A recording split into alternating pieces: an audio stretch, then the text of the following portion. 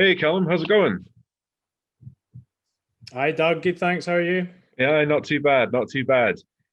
So obviously we're playing this live on the night at Cyberfest 4. As you may be able to guess from the background, people at home, I am in the setup as we speak. But we are going to do a bit of a tasting with Callum here from the Beer 52 team. Callum, do you want to introduce yourself and just tell people at home like what it is that you do for us? Because you have probably one of the most important roles in the team. Absolutely. Cheers, Doug. And yeah, thanks everyone for joining us this evening. So basically, yeah, I'm the buyer here. So my job is the tough task of basically tasting all the beers, working with all the breweries, and ultimately picking the selections that go in the boxes. So all the good beers, all the bad beers, they're down to me to blame. But they're mostly all the time they're absolutely excellent. And we're so lucky we've got a wide range of suppliers and breweries to work with. So Cyberfest is always great fun because we can be a bit more expressive and get some nice tall boy cans in there as well, and loads of different styles. So yeah, really looking forward to Cyberfest and the sort of Christmas edition as well. Yeah, when we were unpacking all the kind of Cyberfest beers, I noticed that there was a good healthy number of tall boys in there, which is always fun to see. Yeah, but what's it been like, getting all the breweries together? Because we've not really had a chance to speak to you in previous Cyberfests about like what the process is behind this. And obviously, you know, COVID being the big thing this year, I assume it's a lot harder than normal Yeah. to get beers together. Yeah, absolutely. Yeah. So I mean, to be honest, I've just been so busy working on all the so we obviously got the main subscription as well, which is, the most of our customers. So Cyberfest is kind of like a little added bonus we've done this year. And the main reason it came about was to try and help the breweries at the start. So obviously with the pubs being shut, a lot of the breweries overnight lost, some of them lost up to 70% of their trade, depending on how reliant they are on the pubs. So yeah, that's a big miss. So they were obviously looking for new avenues, especially during the first lockdown. A lot of breweries, believe it or not, didn't even have their own online shops, so they kind of relied on wholesale and trade. A lot of wholesalers were going away because the restaurants were shut. And a lot of breweries lost a lot of their export sales as well. So it's been a really tough time, and we've been thankful to the Beer 52 customers for keeping everyone going, and that really does get passed on to the breweries, which are all kind of small, kind of local producers. So yeah, it's been tough this year, but it's been good to work with them, and yeah, you can see from the videos, all the team members and everyone's just really appreciative of everything going on. So Yeah. so yeah, it's been good. Yeah, that's fantastic. So, speaking of brewers, we do have a little bit of a tasting to do because we thought it would be a good idea to, crack Absolutely. open a beer with the guy who gets us all the beers. Yeah. So, yeah, we're going to do the Tempest Yeah. Elemental. If folks are drinking along at home, yeah, as you can see, it's the can that looks like that. Should we crack this open and you can talk us through kind of what we should be looking for, what we should be tasting? Yeah, I've got my Cyberfest glass here as well. So gonna get this open. I'm gonna try and pour it in front of the camera and not spill it on everything here. So give it a nice little smell when you open it there, and get it in the glass. Try and slant it a little bit like that, and you should see this lovely dark liquid coming out. If it's not that color, there might be a problem, but yeah, you can see that there. It's pretty much, we've got the nice kind of foamy head there, and also you can see the sort of the pattern on the glass. You can hardly see it. The liquid's so dark. So give that a smell, and cheers, Doug. We'll dive straight in. Cheers. Cheers, everyone. That's Yeah, that's lovely. lovely. Yeah, So similar basically, reaction. this is yeah, brilliant.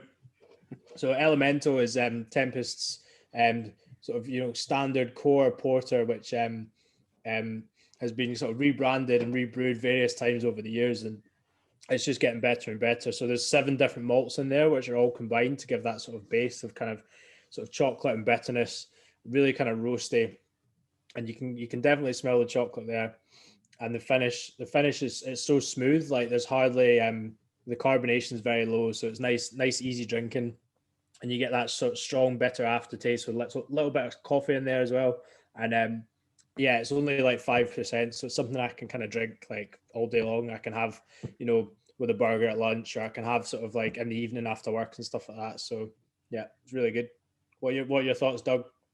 I'm really loving it. I'm a dark beer fan. People who have been to Cyberfest before Yeah. will know that. And yeah, I have to agree. You get loads of that. It's just like really smooth, and you get that chocolatey notes coming through, and it's just, I don't know. I'd call that kind of like a textbook porter. That's exactly what you want from like well, it's exactly what I want from a porter that's about 5%. You know, like you want something smooth, drinkable, got that nice kind of chocolatey, malty kind of finish. It's yeah, it's brilliant.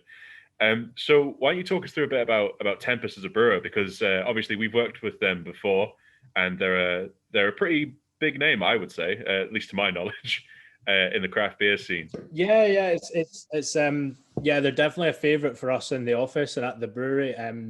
Basically, like they're located in the Scottish borders, so just outside Galashiels.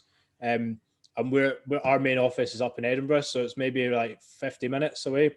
And they've actually, about 3 years ago, they started doing an Oktoberfest and a Springfest festival at the brewery, and a lot of us actually go down there as a team and kind of enjoy that festival. So we've got to know the team really well over the last couple of years. It's a husband and wife team, Gavin and Annika, who originally came back from, I think they met in Canada originally, both big craft beer fans, moved to New Zealand, and then they came back to Scotland about 10 years ago. So the brewery's been going since 2010. So they've been around for quite a bit. But in the last couple of years, they've kind of really taken off into kind of like the festival scene and getting off, like just really, really solid beers. If you've been fans of Tempest for a while, you notice like their kind of branding's been rebranded this year, which I really like. It's really hard to kind of rebrand in the craft beer world, but and they've kind of moved to cans, which has become obviously really popular as well. So which it's had its challenges as well. Everyone's moved to cans this year, and because of COVID, there's been like a big can shortage in Europe and worldwide. So a lot of people don't really realize that when they're drinking out their cans, but because of the whole moving and working from home and everyone ordering online and drinking at home, a lot of the big producers like kind of Coca-Cola and Heineken have been ordering up all the aluminium and all the cans. So a lot of the small brewers get pushed to the back of the queue, which meant when we were working with them and putting orders in, there's often a little bit of a delay for cans. So, but yeah, no, Tempest is great. If you're a fan, you might know their Mexi Cake as well, which is it's the sort of spice Mexican porter. They have like a 7.5% version, and then they have imperial and barrel aged ones. So if you like this dark beer, definitely hunt those out. And we've got a few of their hazier beers on the shop as well. They do like some great IPAs, like the Vermont Sessions as well. So, but yeah, no, they're doing great, and we're actually working with them in our January box. We've got a special beer coming up for that, which is kind of like a chai spiced, stout.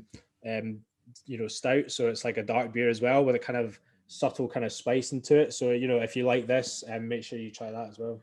That's fantastic. I mean, there's a lot to look forward to from Tempest. They're always producing like top quality beers, and I do really love the rebranding. It kind of looks a bit to me like Welcome to Night Vale. I don't know whether that's like the purple or whether it's just like the campfire on it or what, but it's a beautiful can, beautiful beer. That's gonna about do us for the time. Just there, Callum. We're gonna have to cut back to me in the future, present. I don't know how time works. We're going to cut back to me in a fancy clothing and Rich in a chair next to me. So thank you very much for doing the tasting with us. Folks at home, I hope you're enjoying the Tempest beer. It is really wonderful. Nice, smooth way to carry on your evening. And thanks again, Callum. So thanks very much, Doug, in the present, and back to you, Doug, in the future. Cheers. Fantastic. Cheers.